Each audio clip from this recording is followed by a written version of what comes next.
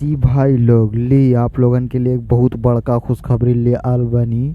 केसारी लाल यादव का आईपीएल में सॉन्ग तो बज ही रहा है।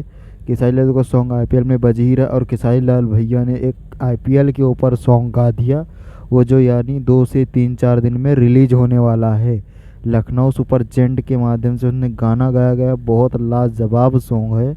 आप लोग के बीच बहुत जल्द आने वाला है। केसारी लाल यादव का जो थंबनेल आप लोग को वीडियो दिख रहा है, वहाँ पर ही दारू बजारू तो चढ़ जाला हो, केहू के नीत बिगड़ जाला हो, नथुनिया वाला गाना बज रहा बा, खूब तहलका मचा रहा बा आईपीएल में।